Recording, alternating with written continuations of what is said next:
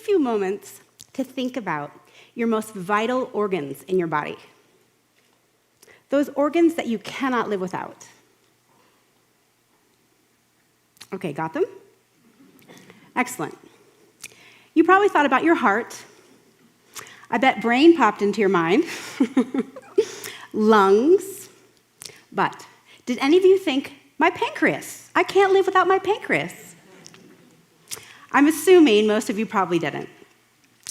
I am a naturopathic doctor, and I love educating people about the importance of the pancreas, which is located right here, tucked behind your stomach, behind your left lower rib cage.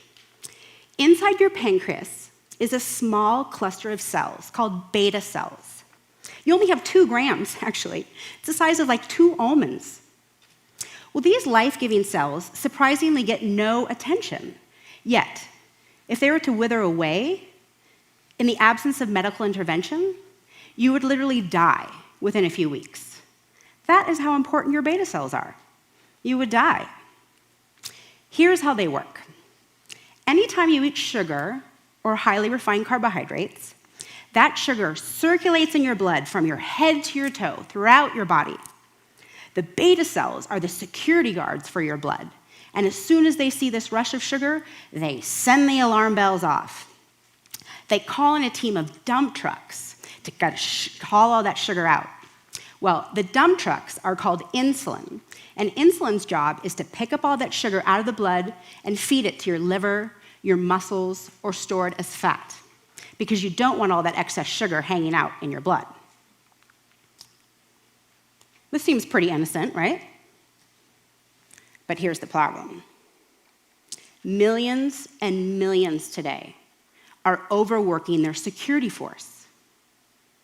Overworking your beta cells doesn't happen with obvious foods like cake and ice cream, but it also happens with highly refined carbohydrate foods like yogurt and granola, cereal, bread, pasta, alcohol, even when used in moderation.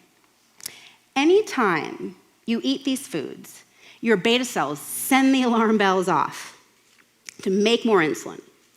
And this is scary because just like anything that gets overused, from cars to computers, the parts eventually wear out, leading to beta cell burnout. This is another name for prediabetes or type 2 diabetes, which you really don't want to suffer from. Beta cell burnout can happen to anyone, and it has a lot to do with your food choices. As your beta cells weaken through the years, the blood sugar level starts to rise to a dangerous level, maybe even unbeknownst to you. If the beta cells get really weak and you don't pick it up, your diet doesn't change, you will likely need to take insulin injections every day for the rest of your life to stay alive. But the good news is reversing beta cell burnout is entirely possible, just with a few small dietary tweaks and lifestyle changes, especially when caught early. I specialize in diabetes. I also am an expert because I was diagnosed with type 1 diabetes when I was just 7 years old. So the effects of sugar have been a lifelong study for me. Now, the cause of type 1 is very different than the pandemic of type 2 today that we're hearing so much about. In type 1, the immune system attacked and killed all of my beta cells and killed them. They're gone. When I was 7. Why it did this is still not understood. But as a result, without my beta cells, I take insulin injections every single day, and I've taken over 100,000 in my lifetime thus far. Living with type 1 in a way has been a gift, though, because I'm so motivated not to eat sugar. When I eat sugar, my blood sugar level skyrockets, and I feel awful. I get a headache, I feel cranky. If the phone rings, I don't want to get it because I'm irritable, and I just want to take a nap.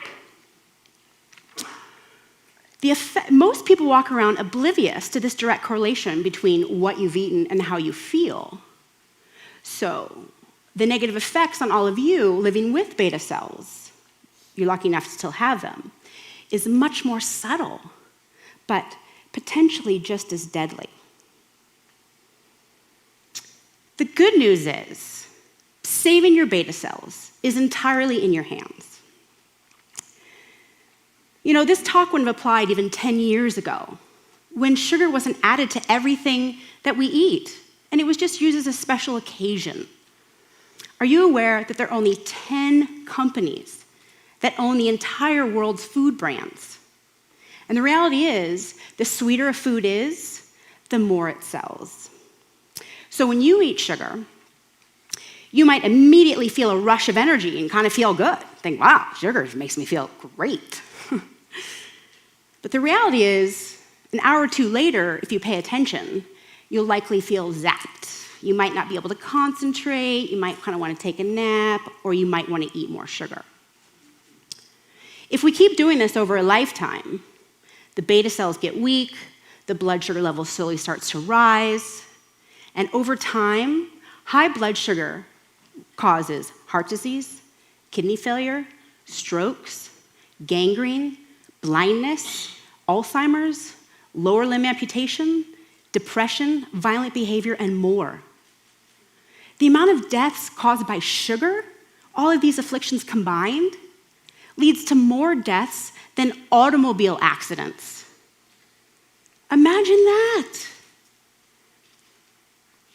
At the rate we are consuming sugar today, sugar is not a treat.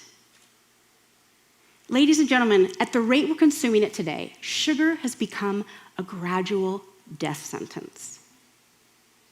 But the good news is, like I said, this is a major problem that we have in our hands. My patient Pam, she was just freaking out. She thought something was entirely wrong with her. She goes, I'm just tired all the time. I feel good in the morning, but then I drag and I can't focus and I'm cranky. She goes, something is wrong with me. Will you check my thyroid? Do I have a brain tumor? Is that why I can't think? I said, Pam, before we run all those expensive tests, I just want to ask you, what do you have for breakfast? And she said, well, I have a vanilla latte, get a few extra pumps of vanilla because I love it, and then I have some zucchini bread. I said, well, okay, let me tell you something. Vanilla is syrup, you realize that, right? It's not the vanilla bean, it's the syrup, lots of sugar. And zucchini bread, you might as well call it zucchini cake. I mean, let's be real, okay? Zucchini muffin, whatever, it's all cake. Muffins, they're just cake without frosting. So I said, before I run all these expensive tests, why don't you just start your day with protein? Let's just have a handful of eggs for breakfast, maybe some sliced apples with peanut butter. When you start your day with balanced blood sugar level, I think your energy is going to be a lot better. Just saying. 2 weeks later, I get an email full of exclamation points. Nothing's wrong with me. I feel great. I'm having protein for breakfast, and everybody's like, what have you done? You're so happy now. Changing your life can be this simple. It doesn't have to be overwhelming. But I get it. It's so easy to fall into the traps laid by the $1.5 trillion processed food industry today. They label so many high-sugar foods as healthy.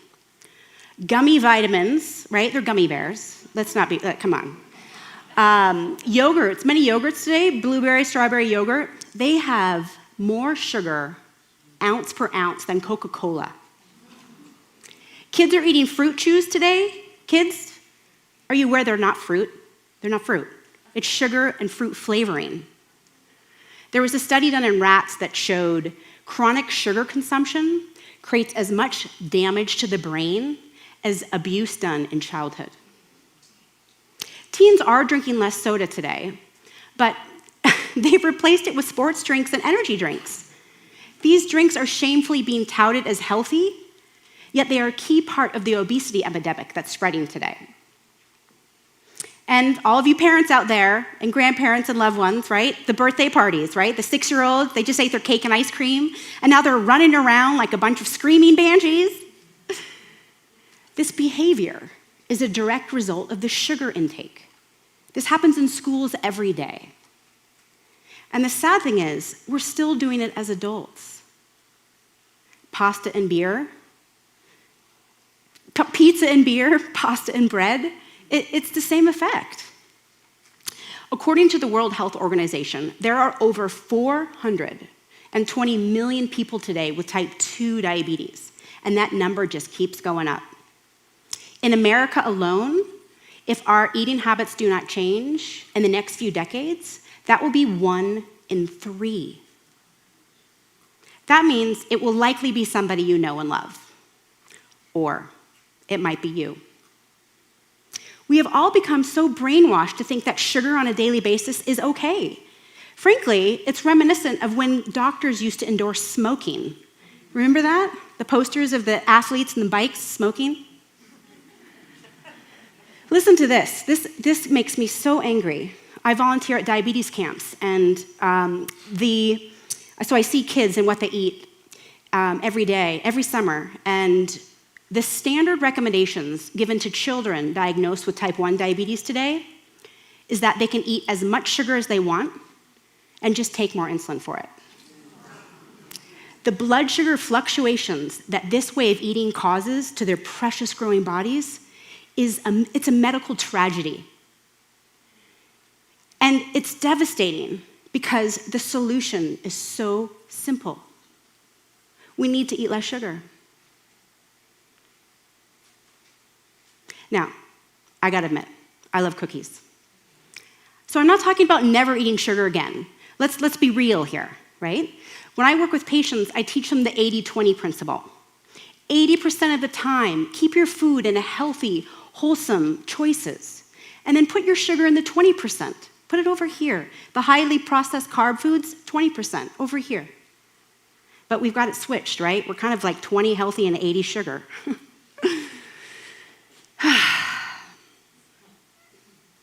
Our future depends on a healthy society.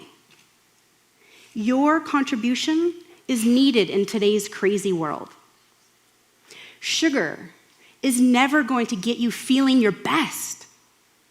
And sugar is never going to help motivate you have a great day. Look at Pam.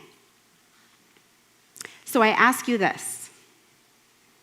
Would you like to have more energy? Would you like to have less anxiety, a better memory, more productivity, better skin, better sleep, more joy?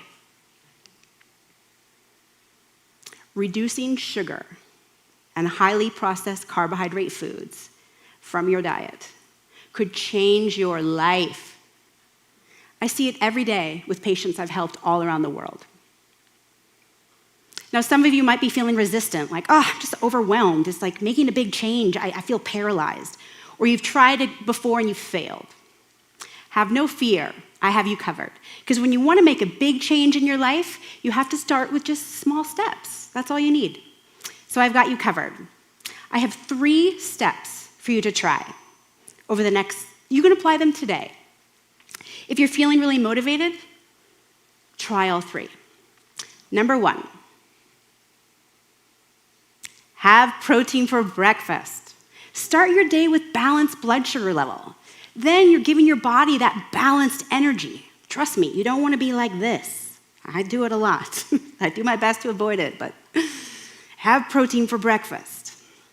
Number 2, next time you're feeling really, you just want a sweet, you just had a meal, but now you're like, I want something more after dinner or afternoon.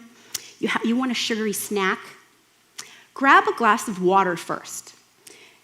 Being dehydrated actually can feel like being hungry. And so why don't you try water first? You'll probably feel more energized because a 5% decrease in hydration can correlate to a 20% decrease in energy. So you'll have more energy, and you probably won't need that sugary snack that will only pop you up for a little bit and then drop you.